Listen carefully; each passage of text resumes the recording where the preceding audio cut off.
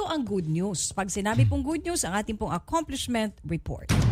Accomplishment Report. Mga reklamo at sumbong na natultukan. Mga problemang agad na solusyonan. Mga kasong binantayan at di tinigilan mula simula hanggang katapusan. Accomplishment Report. Wanted sa radyo. Sa Radyo 5, 92.3 News FM. Alright. At nandito na bumalik kahapon lang ito, Idol. Kahapon na Andito to si Sir, ah. Mr. Francisco Mora, isang taxi driver ng R. Jaffa Taxi.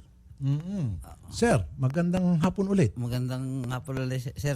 Pero ang sarap ng ngiti mo ngayon. Kahapon, malungkot kayo, sir. Bakit ho kayo nakangiti ngayon? Ano hong meron? Ay, napakabilis po ng action po ninyo, Sir Rapi. Hapon, ako agad po yung lisensya ko. Explain mo nis. Oo, Ano ba ito yung problema ang hapon? problema nito, Idol, may nagpasundo sa kanya. I mean, may kumontrata ba? Kasi yung word na kumontrata, Tinawagan siya para magpasundo na lang. magpasundo. Kay si Doktora Luz Liminda Cuy, dyan sa SM Parañaque. Okay. Kaso may isang taong sumakay at Na gustong sumakay? Na gustong sumakay na sabi niya, kasi po susundo ako. Tinawagan ako. Ayaw ni niya Doktora. magpasakay kasi nga naman, may susundo siya. Meron na siyang kasunduan na susunduin.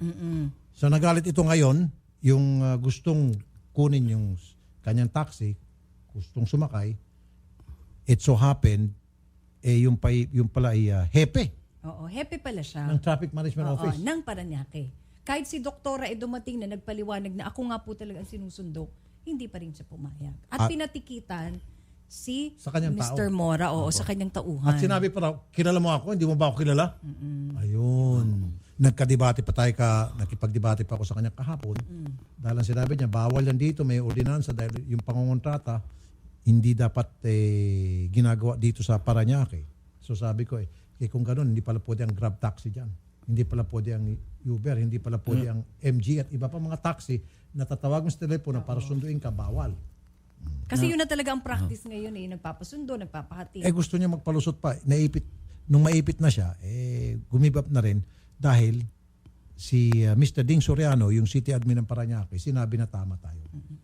At talagang hindi dapat ginawa yung kay Mr. Mora. Mr. Mora, nasaan na po yung inyong... Sir, doon ko po na ibigay doon sa lobby kasi wala na po ang ID. Dyan sa baba. nasa inyo. Opo. Pero iniwan nyo sa lobby Opo. para yung ID ninyo, yun yung... Pinaka gate pass. Yun yung pass nyo na para makakit ka rito. Pero nasa kanya na daw. Makukuha nyo naman yung pagbaba nyo, sir. Ibabalik nyo yung meron kayong May stamp visitor's dyan. pass siya. Visitor's pass.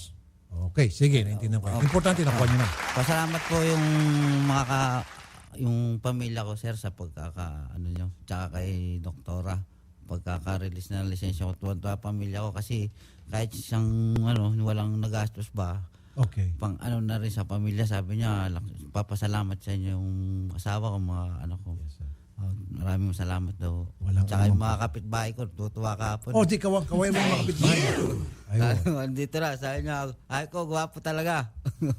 At syempre, Nis, tayo naman pasalamatan natin si Mr. Ding Soriano. Yes, action man. Si Action Man, noong paman. Siya yung City Administrator ng Parañaque City Hall. Thank you. Sige po, Sir Francisco, andito lang ho kami sa ulitin. Marami pong salamat, sir. Thank you, sir. Salamat sa mga niya, Salamat tsaka po. ng Carol. Okay. Accomplishment Report. Mga reklamo at sumbong na natultukan. Mga problemang agad na solusyonan. Mga kasong binantayan at di tinigilan mula simula hanggang katapusan. Accomplishment Report. Wanted sa radyo. Sa Radyo 5, 92.3 News FM. Be sure to come back. Use 5 everywhere. Copyright 2016.